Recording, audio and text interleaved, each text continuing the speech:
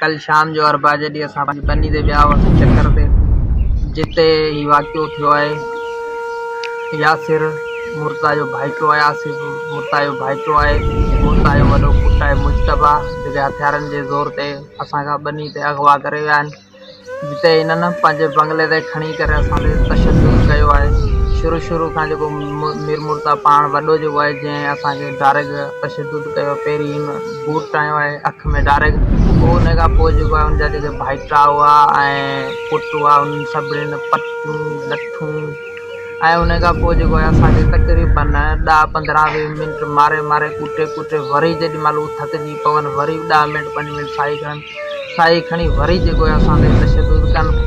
पोइ उन खां पोइ आउं बेहोश थी वियुसि। बेहोश थियण खां पोइ मूंखे जेको आहे असां ॿिन्हिनि खे खणी हिकिड़े कमरे में खिले छॾियो अथनि बेदर्दी सां। पोइ उन खां पोइ जेको आहे असांखे तक़रीबन शाम जो राति जो 9 खां 9:30 बजे SHO रियाज़ सूमरो आहे, जंहिं चंबड़ असांखे SHO बरामद कयो आहे। जेको ही सॼो ही जेके धक लॻा पिया आहिनि, ही तशदुद थियो पियो आहे, ही तव्हां पंहिंजे अखियुनि सां ॾिसी सघो था।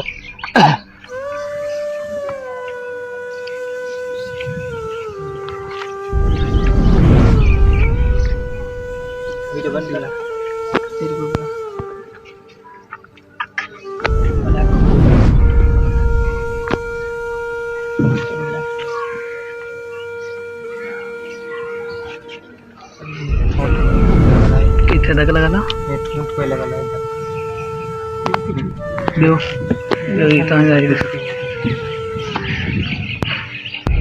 तशदुद ॾिसी सघो था, जानवरनि वारो तशदुद थियल आहे। निशान त ॾिसो, अहिड़ो तशदुद, ही त इंसान ई न आहिनि।